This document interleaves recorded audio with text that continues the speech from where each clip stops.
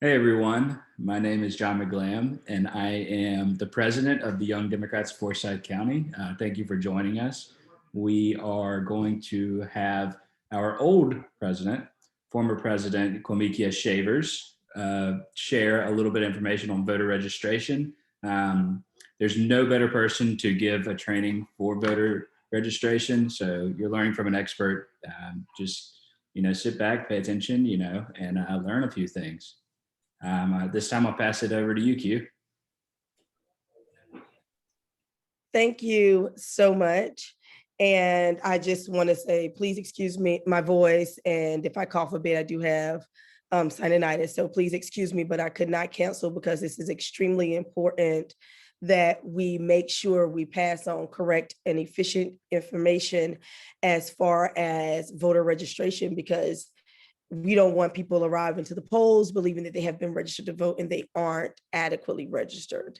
So I'm just gonna hop right into it. This is very formal yet informal. Please stop me if you're confused about something or you just have a question. So I have these. It was so crazy. I have these all the time, everywhere. And I'm going to put it back on the screen just one more time so you can see everything that's highlighted in red is all you're technically responsible for completing. And that's your first and last name, your date of birth, if you're a citizen, validating your age, your address, your signature, and the date.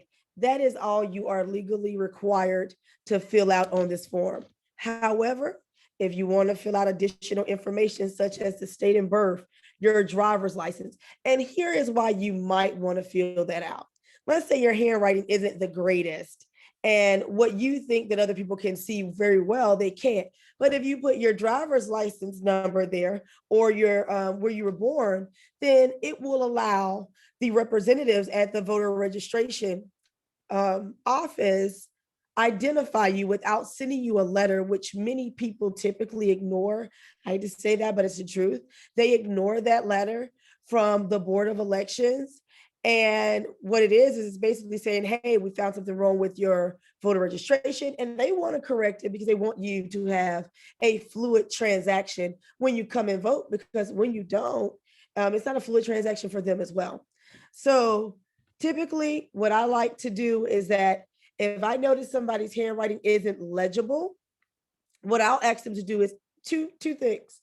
Either assist them in only filling out the portion where their name, first and last name, their address, and their birth date. That's it. Their signature can be whatever it needs to be, and the date. But if I see like someone who might, like when I went to the Sunrise Towers, which is right across the street from the McDonald's off of MLK Drive, there were a lot of individuals there who had trouble writing certain things on the voter registration, especially if they had like a hand disability or something like that. Then I would help them complete that part, and then they would sign and date themselves. And that is legal and that is fine for you to do. You just cannot sign it, of course, and you cannot date it. Now, here's an interesting question that even I learned in this last election. Some people legally, their signature is an X, and that's legal. It's just an X. And that means that they have some type of hand deformity to where they cannot sign their own name. They can put the pen in their hand, but they cannot sign their name. So they put an X there, and that's legal. And typically, the Board of Elections has that on record because it typically is something they've done before, but they all know that that X means that person is disabled, dealing with their hands, the ability to write their name, and they know how to certify that on their end. So you don't have to worry about that, because one time somebody asked me, they said, well, here's my ID. Can you fill out this part for me? I said, sure. I said, but you have to sign and date it. And when they went to sign and date, they put an X at both. And I said, no, the X is telling you where to sign and date. And they said, but that is my signature. So even I got to learn that through interacting with different populations of the community. And I thought that that was something good to pass on. You can pre-register teens at the age of 16. I think that's awesome. So what we did, myself and John, is that we visited most of the minority-based high schools here in Forsyth County. And we chose the minority-based high schools because we knew that many of those students would likely not be registered to vote. So we wanted to hit the communities who needed us the most. Not saying that the communities who weren't minority-based, high school that weren't minority-based didn't need us, but we knew who needed us the most because we did our research, and that's where we went. It was extremely successful. We we even brought donuts and stuff like that. Now, here is the kicker about bringing things. You may give out donuts and treats and trinkets. What you cannot do, now I want you to listen to me very closely on this. You cannot say, I'll give you a donut if you register. It does not work like that. So if you try to use, so my thing was I like to bring Krispy Kreme donuts because who doesn't love Krispy Kreme? And I knew that that would draw them to the table so that they could at least ask me what was going on. But they were not mandated to fill it out if they took a donut, and they were not obligated to, either or. It was no obligation. Like you could have a donut even if you didn't register. Um, but the students, they were really cool about it. They wanted to register. Some of them, were first generational. No one in their household, their immediate household, were registered to vote. So it was extremely fulfilling for them to register to vote and then to ask for some additional applications to take home because they were going to encourage the family members in their home to register to vote as well. I'll tell you another secret when we do those voter registrations. Now, this is my own secret. This is my own remedy that I like to go by. If you can get down to that Board of Elections the same day you hosted your drive, please do so, or the next day, because you don't want to lose those forms. You don't want to damage them because you don't want to call X amount of people. I mean, at Winston-Salem State, it would be nothing for us to get 100 students registered to vote like that, because a packet is 100, and it would be nothing for us to get 100 students to register to vote. So you want to get that packet of registered individuals to the Board of Elections immediately. You do not want to hold them any longer because we're all human. Things happen, and you don't want those human things to occur, and then you have to go back and tell these individuals that, yeah, I messed up here. You have to redo this. Yes, I have a question. Yeah, can you tell us where the Board of Elections office is located in Forsyth County? Yes, so the Board of Elections is inside of the government building. The exact address is 201 North Chestnut Street. Again, that's 201 North Chestnut Street, Winston-Salem, North Carolina, 27101. It's literally right across the street from the detention center, or behind it rather.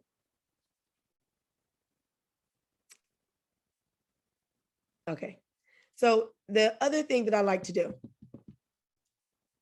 some people don't like this, but let me tell you, it saves everybody a lot of time. It's another trick that I learned. I got really close, and whoever is going to be the key point person for YDFC to do voter registration, it would behoove you to become very acquainted with the representatives in the Board of Elections office, because they will call on you, because you have to sign out and sign in your voter registrations, which I think is awesome because it allows them to track who you brought in. And that's great because if something's wrong with it, sometimes they can contact you directly to get it done quicker. I always ask participants to fill in item number 9. What's item number 9, ladies and gentlemen? That's their telephone number. Because I know that when they get the letters in the mail, they're not going to open them, or if they open them, they're going to toss it and forget about it. But if I call you on the phone and say, hey, I'm from the Board of Elections, my name is so-and-so, I can't tell what your birth date is on here. I don't want to send you out a letter and tell you that your voter registration isn't valid because I couldn't read your handwriting. Can you verify to me what's your birth date? And then they'll verify the birth date. And guess what? That person's voter registration is valid. And that's essential, is that they put a mode of contact on there. Now, if they don't want to put their cell phone number, that's fine. Guess what else they can put? Their email address. Always encourage that. because addresses change and you'll deal with a lot of the young population, therefore college and between home, getting an apartment, staying on campus, that changes.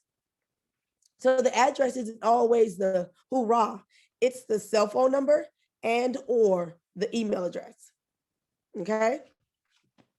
So remember those two key pointers, cell phone number, email address, and making sure that their handwriting is clear and concise. If you have enough time to look at it and you see that it is, excuse me, and you see that it's not clear, you can ask to assist them. But what can you not fill in? Somebody tell me.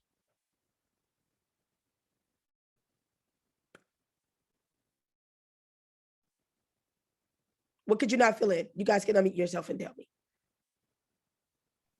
The signature and the date. Thank you. Thank you. Thank you. Elijah, you had a question? Yes. So regarding filling out the address portion of the voter registration form, how can college students fill out that form? Do they fill it out with their home address or with their college address? That's a perfect question. So let me tell you guys something. I don't want to toot my own horn, but I will. Ask John about it. We registered so many college students, especially at the Winston-Salem State University, is that the Board of Elections finally put how they prefer their address to be written out on the voter registration cards. They did it for Salem. They did it for Wake Forest. It's under the frequently asked questions for voter registration, and they actually give tangible examples. And I love that because we did have some issues in the beginning with that. And it's a specific way that they want it on there to help validate that student. And we have to follow that so those students are registered. So let's give an example for WSSU. Normally we would put 601 South Martin Luther King Drive because that is the physical address for WSSU. However, what the Board of Elections wants you to do is to write where it says physical address, WSSU. And then where it says mailing address, you'll put your campus box number and you'll put Winston-Salem, North Carolina, 27110. For Wake Forest as a private institution, it's done the same way, even though it's a private versus public. They'll put in the physical address. They'll actually put their resident home at Wake Forest. And then for the mailing address, they'll put their campus box number, WFU, and then they'll put, of course, Winston-Salem, North Carolina, 27109. So you want to follow those directions because the last thing you want is students upset with you that they registered with you and then they go online and check and see if they're registered locally and they're not. They get really upset. So that's something you want to make sure you're very diligent about. And if you do, when you do your voter registrations, because you will do them, you will take, because I'm going to put the link, I'm going to send you the link. You will take printouts of that. So you tape it on your table, right? You have your voter registrations with your clipboards, your pens. If you want, fancy it up, have a tablecloth, some candy, some YDFC cards and buttons, because we like to do all of that, to give more spirit to the organization. What you do is that you make sure they understand clearly and concisely. And another thing that I do is that I write an example of how it's supposed to be. And that example stays on the table. So then if a person needs, and do more than one, do like 3 for a table, right? So there's 3 examples. So if you're dealing with one registrant, then that other person has something to follow, right? Oh, and another big thing. You know how many Republicans we've registered to vote? Plenty. Why? Because voter registration is a nonpartisan event. So although we may be hosting it, always remember that it's nonpartisan and we register everybody and their mother, okay? So, and look, I never deal with having people check the party. I tell them if they want to check it, they can. Thank God it's not required. So then you don't even have to go into that tidbit with people. The objective is to get them registered to vote. Of course, we want them to vote our way, but the objective when you're dealing with this, because it's a nonpartisan activity, is that to get them registered adequately. And it doesn't matter whether they're a Republican, a Democrat, a liberal, or whatever, we have to make sure we are efficient. People become very angry when we are not efficient with these things. Trust me, I know. I love voter registration. Breathe it, especially during its time frame where it's the most appropriate. And sometimes you make mistakes and things happen. And then that allows you to become more proficient with the process. That's why I speak highly on making sure you get their cell phone number, email address, and things of that nature. So there is a rhetoric for college students, and you want to make sure you follow that to the T, okay? And another thing that I wish that I had done that I didn't do, so I'm going to encourage you guys to do, it costs a little bit of money, but I'm going to encourage you guys to do it. Go to FedEx, do an example one for just a regular resident, and do an example one for a college student. Get them blown up. Get them blown up like I have the YDFC signs. If you guys have yet to see them in the office, they're like foam board. If you need some new ones, I'll buy you some new ones. But let's get that blown up, because that'll be nice to put on the trifold thingies, because then that's like also another example right there in their face. Yes, ma'am. Hi, Q. I Hi. had a question. Where is best places in Forsyth where you can hold a voter registration drive? So like we're trying to get the drives off the ground, but where are the best places to go? The best places to go are where the people are, okay? Go to these campuses. You want to build those bridges with them, because guess what? It doesn't just stop with voter registration. You want them to actually vote. You got to have that follow through process. And guess what? It's fun to attend college campuses and the college events and get to know the students, get to know the population. That's extremely important. Excuse me. So what you will notice at Winston-Salem State University, they're on what we call the yard, or they call it camp, short for campus. They're on the yard a lot, outside hanging out. You will not find a great deal of that at Wake Forest. They do hang out, but not as much. There's certain peak hours where they're in like the courtyard, which now the name escapes me, but you want to link with organizations. I don't care who it is. I don't care if it's the Spanish club or it's the golf club. You want to link with them because they're going to help you gain access to the student population. Because then you can say, hey, golfing team, let's host a voter registration nonpartisan event. And they'll say, okay. You want to build those relationships, because the follow-up is when it's time to vote, you want to go and make sure everything's good. And guess what? It's a lot of time.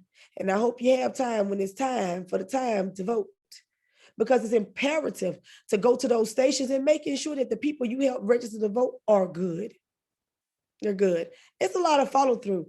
Voter registration is easy, but it's tasking, right? It's easy to get somebody to fill out that form. It's tasking because the follow up.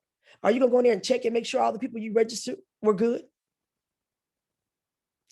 One thing that I wish I would have done better was write down names and stuff like that to go in and check myself to make sure my registers were good.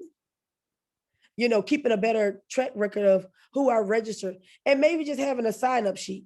Now I'm gonna tell you something. Don't ask people to sign up and do the voter registration at the same time. Don't do that. Let them register, and then you write their name and information down on a sign up sheet and follow through and make sure that they're registered. Okay. And most people will not mind if you give a call, because like I said, sometimes I seen, so like I would get bum rush sometimes. I get several million students at one time, and then somebody filled theirs out too quick and they didn't fill it out correctly. But what they did hear me say was to put their number on number 9. So guess what I had to do? Bling. Mr. Simon Atkins, you didn't fill this out right. I need to come see you. Okay, well, I'm in dorm such and such, and this is my room number. Y'all know how many times I had to do that. But if they would not have put their email address or their cell phone number on there, that would have been a wasted registration. I would have had no way to contact that individual. They would have gone to vote, said they registered with me, and been upset because there was no follow-up. Okay? So these things are very serious. So if you can be strategic and take your time with them, do that. But sometimes that flood comes, you really can't control it, but so much. So if you can have several volunteers with you when you do this, it would be preferred. Go to college campuses, go to the food line, stand outside the food line, but go inside and ask so they can kick you out. Don't ask me how I know. Go inside and ask the manager, may you stand outside? You're not selling anything, that you just want to see if individuals want to get registered to vote. They do register you to vote at the Department of Social Services, but sometimes people check no on their application if they don't want to do it. But you might catch a few coming out of social services and say, hey, are you registered to vote? Did you update your address so you make sure you vote in the right area? If just in case they decide not to vote within the 14-day, sometimes 17-day parameter of early voting, you want them to make sure that they're registered at the right location. What else is a golden ticket? Oh, any event that you have, in person or virtual, voter registration is always supposed to be a tactic. If you are having a Zoom, drop the link, the PDF link, and also the DMV drop with the driver's, what is it? Driver's vehicle motors or something like that.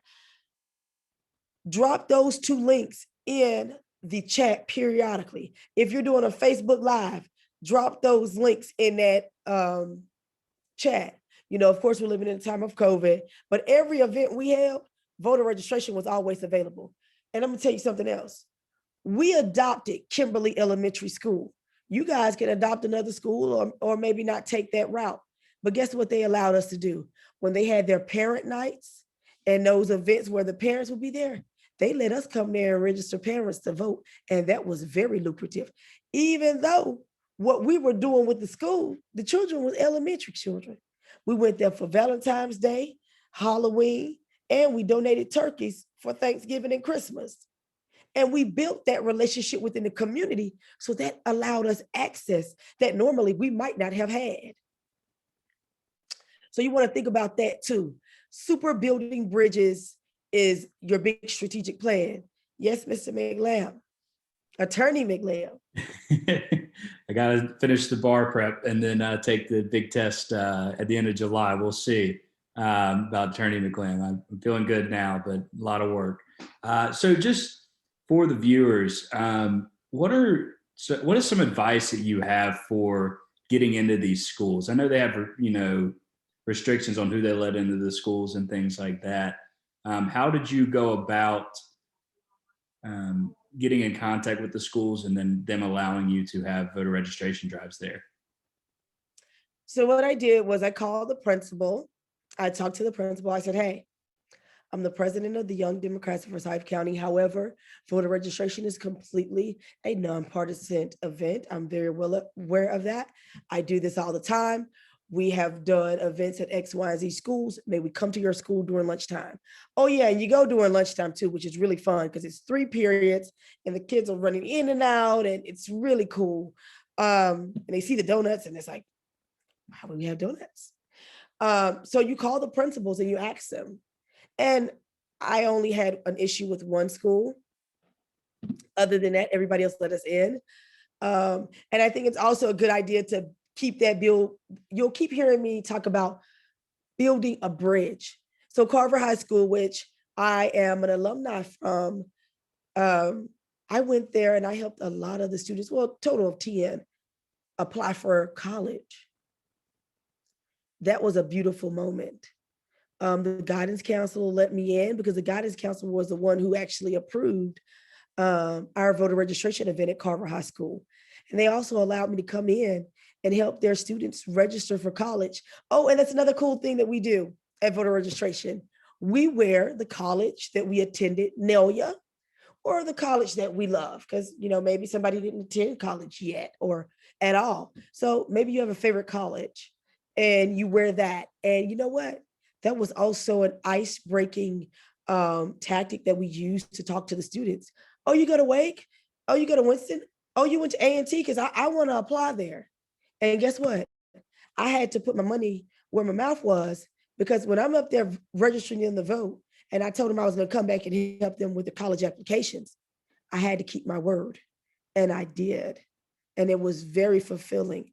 That's why I said, y'all just don't know the position that y'all are in. It is extremely powerful. It is extremely rewarding, but it is also tasking. But let me tell you, the reward is a blessing. The reward is a blessing. Say somebody vote for the first time. And guess what? Those first time voters, especially those young folks, because they think they tell their mommy and daddy what to do, they get their parents to vote too. And it'd be their first time too. And I got a text message from a voter who sent his mom a picture of him standing in line to vote. He had never voted before. He was 20 years old. He sent it to his mom. She was in Atlanta. She had never voted, didn't believe that she had a place in politics. When she saw her son had voted, she went and voted. Oh, when he sent me that photo, I was tore up about that. And guess what?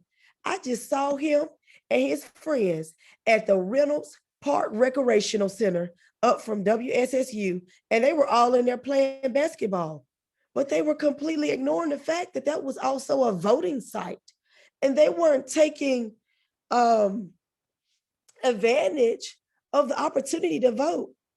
So I saw them. I said, did y'all vote? They said, no, we ain't vote. I said, well, come here, let me talk to you for a little bit then.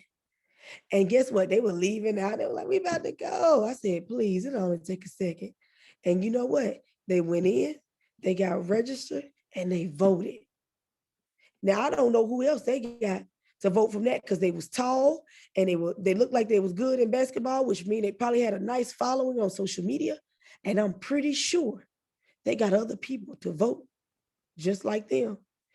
Don't believe they have a place in politics. And that's why y'all have to be the change agents to show people out in the community, young, old, or indifferent, that they have a place in politics.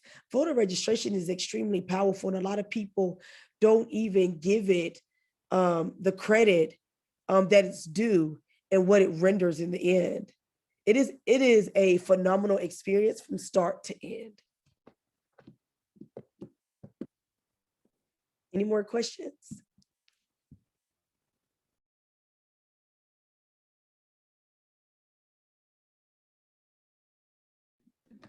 Yeah.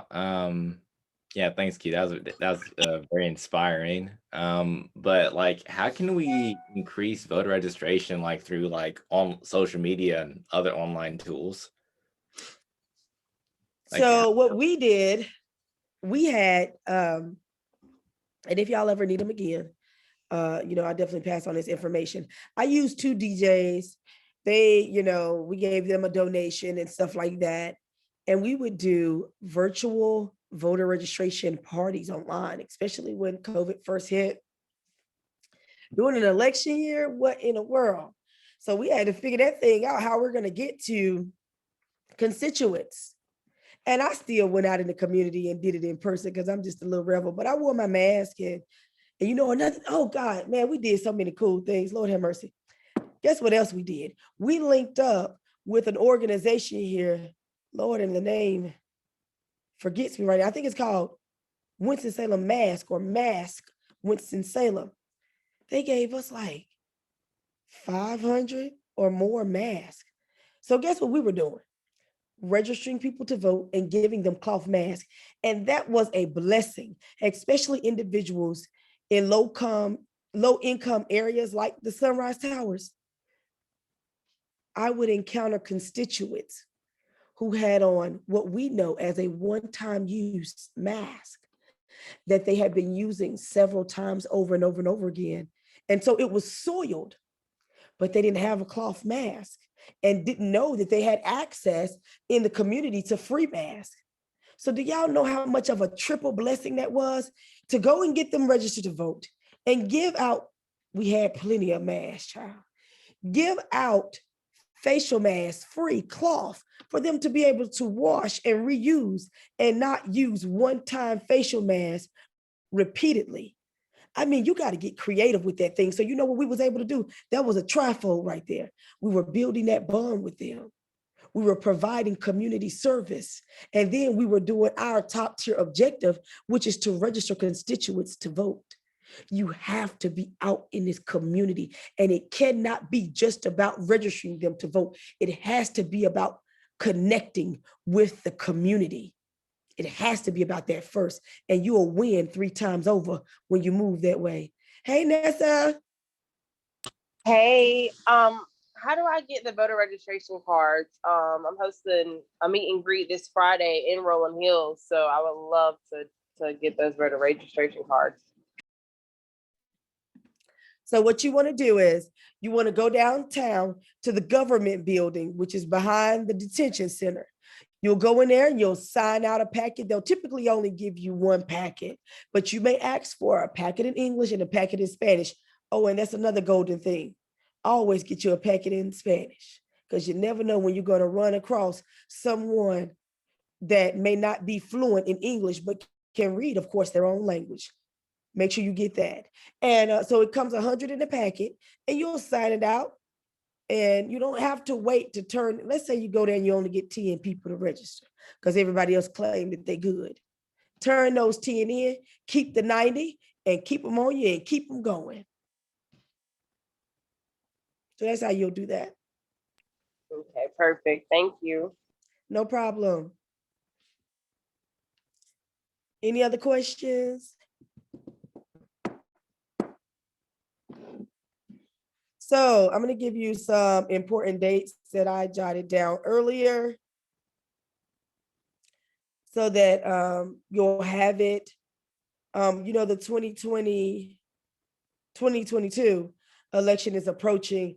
That's why, you know, it is my recommendation that you get heavily on these registrations now, because as soon as 22 come in, everybody's going to be, no. Start now. That's what we did. We started a year and some change earlier.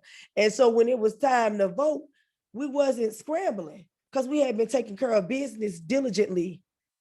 You know what I'm saying? In waves. We hit the high schoolers because we knew by the time it was time to vote, some of them would be eligible.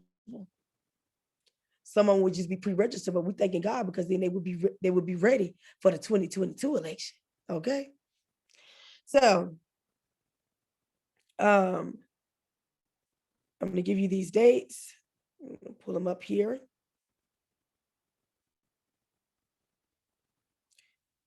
So what you want to do, you have the primary, you know, in the spring, and then you have the general in the fall. You have those 2 weeks each time for early voting. There might be some changes with the weekends. I just want to, you know, give you that warning, because typically is, you know, Monday through Friday and some hours on the weekend, Saturday and Sunday. But this year that could change. But right now, legislature has not changed that as of yet. But just be abreast that it can happen. And you want to keep, because y'all are really good about, I like to call what y'all do infographics. Y'all are really good about that. I love the trend that you guys have, you know, with that. So you want to keep that going, but you also want to keep voting graphics as well. Keep those in circulation because that just helps voters. Trust me, they just need a million reminders, and that's just the way that it is, and it's the way that it'll always be. Don't take it personal. Just kind of keep those dates rolling. Like 2020 election, I can roll those dates off. Likely because I had to say it so much, but also because it was imperative to know. So for the 2022, you'll have March the 8th, which will be the primary, March the 8th. March the 26th, it'll be a second primary only if it's necessary, but it doesn't involve, of course, federal offices, or it'll be either April 26th or either May 17th. General election, of course, will be that Tuesday, November the 8th. So you want to keep those type of dates. And the municipal, I always mispronunciate that. Of course, we have the municipal elections coming up November the 2nd, 2021. And that's like your Clemens and all of them. Not us, not Forsyth County, but of course, still register people like such. You had another question? Yes, I had a question in regards to, I know that we're coming off of, the high tensions of election 2021 and everything. And I guess what is your perspective and how do you deal with, I guess, we understand that there's been somewhat of an exit from the Republican Party and a lot of independents. So what do you think would be the strongest, best tactic for possibly registering new independents, possibly turning Democrats? What are your thoughts? So here's the thing. That's a good question. The way I did everything was, for me, strategic, simple, and it made sense, right? You don't want to be overbearing because people find that creepy. It doesn't matter if they're old or young, they find it creepy, okay? And you don't want to come off as a conspiracy theorist, like, oh my God, if you vote for Trump, he's good. You don't want to do that because that's actually a tactic to scare them sometimes to the opposite party or no party at all, which means we lose either way. We lose them to a different party or we lose them being a part of the voting process as a whole. You don't want that. Let me tell you the best way to get people to follow you. I love community service. I love being out in the community and always document and post it too. It's not bragging. It's imperative. Because one time we got a donor to donate us his whole entire stimulus check because he saw the work we were doing out in the community. If we wouldn't have posted it and documented it, he wouldn't have given us the money. You understand what I'm saying? Because he wouldn't have known what we were doing. It's imperative that you show up and you show out. It's really no way to convince a person about politics other than reaching them in another way. Because if all your conversation consists with constituents is politics, they're going to feel like you have an agenda. And whether they have a high school diploma or not, they are able to tell agenda-driven individuals. And you don't want to be put in that pot. You have to learn how to reach people in another facet. We did school supply drives. We linked up with a candidate and did undergarments and books. And the reason why I did that was because I went to a community here in Winston and I asked some of the members of that apartment complex, I was like, if somebody came over here and gave anything free to the kids, what would you like it to be? And she said, socks and undergarments. I asked why. I just got it done. So we went to Sam's Club. We linked up with Terry LeGrand. And she gave us the money for undergarments and books. Went to Sam's Club, bought it up, packaged it up really cute. She even helped us. I went over to her house and she helped me bag them up, her and her campaign manager.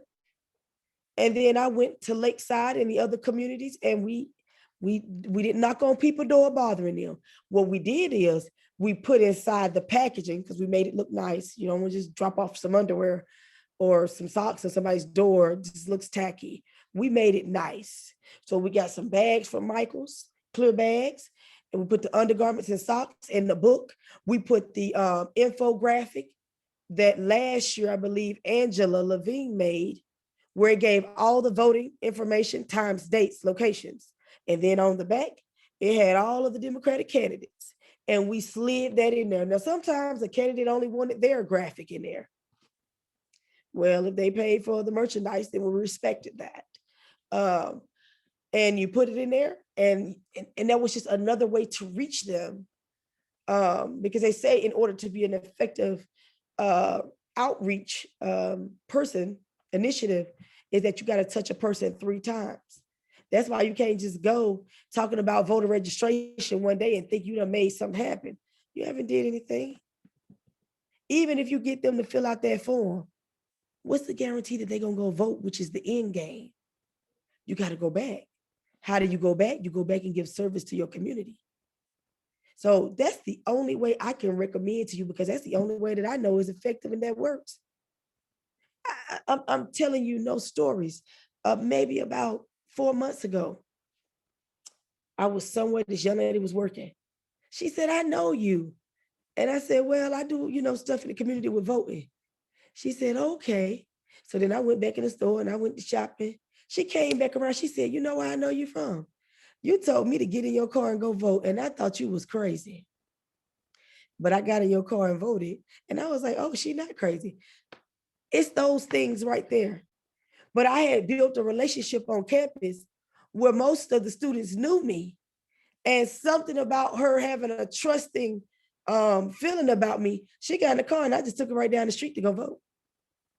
Those type of things take a lot of tasks, take a lot of work. And that's why I say that this process is tasking. So buckle up and stay strong, but do what you got to do. So that's long story long.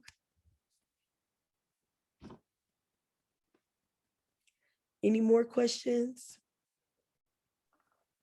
I don't think anybody has any other questions, but thank you so much, Q. For your viewers, you've literally heard the expert in voter registration in all of Forsyth County give you information on how to register voters in the area. So, thank you so much, Q, for being here. It's always glad to have you back with YDFC, and look forward to working with you over the next few years. Thank you guys so much for having me. You guys have my number. You can call me because you're going to call me or text me. I know Elijah going to call me and text me. And Nessa, you definitely can call and text me, with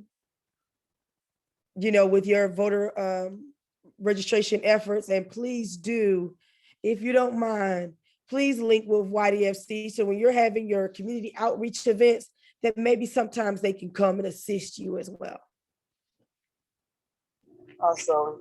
Yeah, I'll give your number from Frankie so we can link up and keep in contact. Hope you feel better. Don't talk to strangers. And thank you so much. Thank you guys so much.